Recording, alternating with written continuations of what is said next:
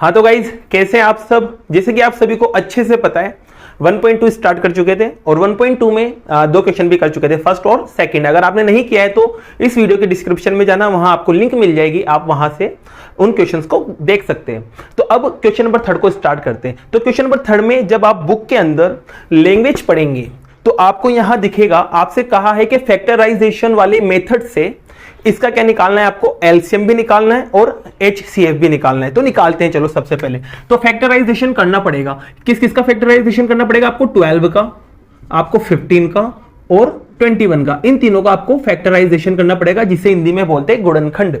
चलो फैक्टराइजेशन करते हैं। तो आप सभी बहुत अच्छे बच्चे, आप सभी को बहुत अच्छे से आता है कि 12 को सबसे पहले 2 से कट करेंगे तो 6 आएगा, फिर 2 से कट करेंगे तो 3 आएगा, फिर 3 से कट करेंगे तो 1 आएगा। तो इसका जो फैक्टराइजेशन मिला वो कुछ ऐसे मिला, 2 मल्टीप्लाई बाय 2 मल्टीप्लाई बाय 3। इसको थोड़ा चेंज करके मैं कुछ इस तरह से लिख सकता हूं। किस तरह से लिख सकते हैं?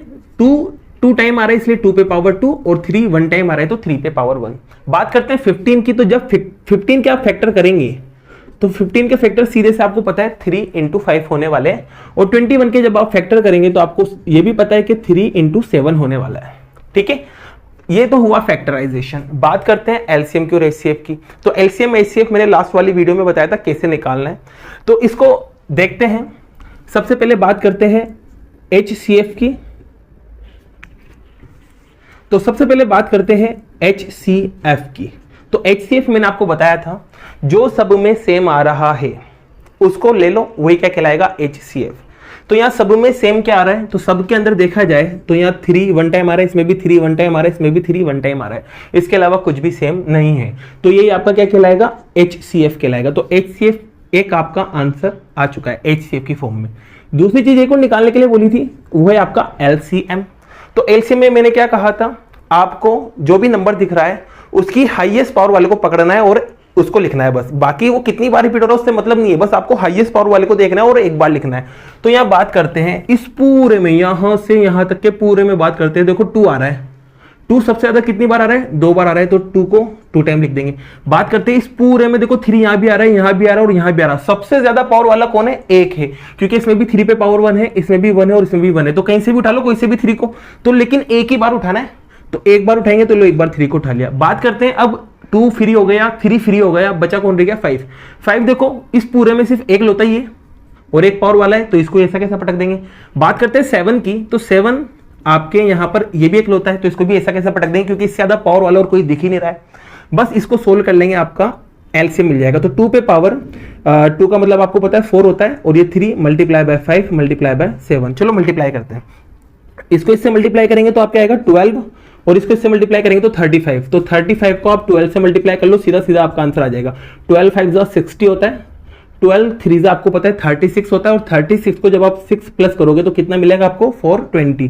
तो आपका दूसरा आंसर भी आ चुका है। तो फर्स्ट का फर्स्ट पार्ट इस तरह से कंप्लीट हुआ।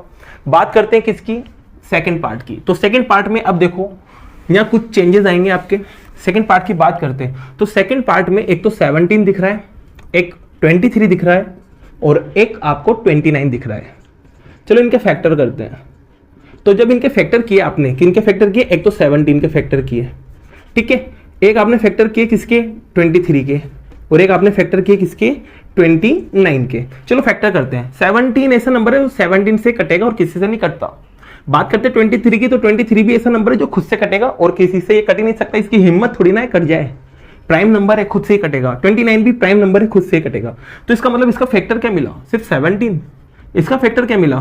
23, और इसका फैक्टर क्या मिला? 29।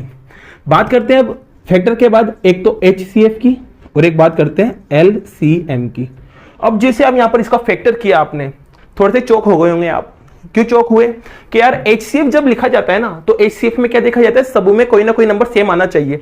यहां पर कोई नंबर सेम ही नहीं आ रहा है, तो एचसीएफ कैसे लिखेंगे? कोई दिक्कत नहीं, डरने की जरूरत नहीं है, मैं हूं ना आपके साथ। तो देखो ना यार, यहां पर इस 1 को मैं 1 से डिवाइड कर सकता हूं क्या? इस 1 को इस 1 से डिवाइड कर सकते हैं और इस 1 को इस 1 से डिवाइड कर सकते हैं। तो इसका मतलब ये हुआ कि 17 को मैं 17 मल्टीप्लाई बाय 1 लिख सकता हूं, 23 को 23 मल्टीप्लाई बाय 1 लिख सकता हूं, और 29 को 29 मल्टीप्लाई बाय 1 लिख सकता हूं। आ गई खुशखबरी? क्या खुशखबरी आई? सब में कुछ ना कुछ सेम दिखा आपको, और वो क्या सेम दिखा? 1 सेम दिखा, तो यही आपका क्या कहलाएगा, HCF कहलाएगा। तो HCF आपके पास क्या मिला, 1। बात करते हैं एलसीएम की, तो एलसीएम में देखो इस पूरे के अंदर 1 पे सबसे ज्यादा पावर 1 ही है, तो ओनली 1 ही लिखा जाएगा। 17 भी एक लोता है, तो 17 भी ऐसा कैसा आ जाएगा, 23 भी एक लोता है, वो भी ऐसा कैसा आ जाएगा, और 29 भी एक लोता है, वो भी ऐसा कैसा आ जाएगा। इस पूरे को जब आप मल्टीप्लाई करोगे तो आपको रिजल्ट क्या मिलेगा, 1133, और साथ में क्या मिलेगा, 9।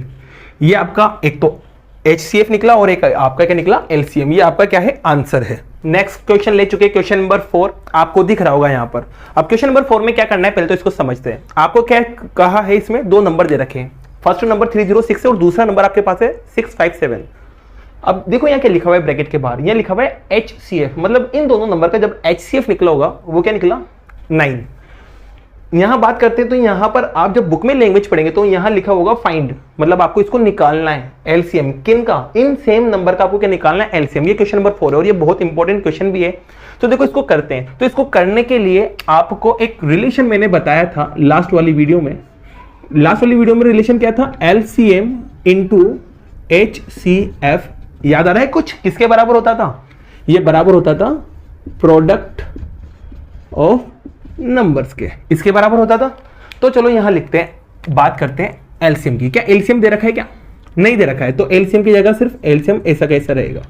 बात करते हैं HCF की, क्या HCF दे रखा है, हाँ भाई दे रखा है, कितना दे रखा है, 9। बात करते हैं इक्वल की, वो ऐसा कैसा रहेगा, प्रोडक्ट आप सभी बच्चों को अच्छे से पता है, इसका मतलब क्या होता है, मल्टीप्लाई।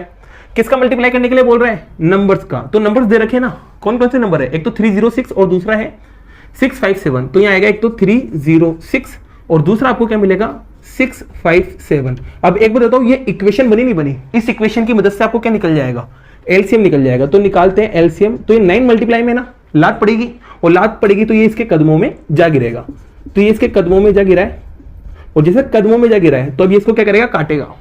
चलो काटते हैं अपन। तो देखो 3 की टेबल से ये 3 टाइम कट हो जाता है, और ये 3 की टेबल से देखो 1 टाइम, 0 0 टाइम, और 6 कट होता है 2 टाइम।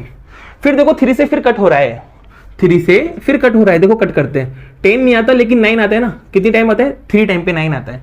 अब 9 को 10 में से माइनस करेंगे, बचेगा 1, और 1 जाएगा 2 के पास, वो हो जाएगा 12, और 12 आता है 3 की टेबल में कितनी टाइम, 4 टाइम। तो आपके पास कट होने के बाद जो एलसीएम के इक्वल में जो रिजल्ट मिला वो क्या मिला, 34 मल्टीप्लाई बाय 657। जब आप इसे मल्टीप्लाई करेंगे तो मल्टीप्लाई करने पर आपके पास रिजल्ट आएगा 22, 33 और 8। ये आपका क्या होगा, फाइनल आंसर।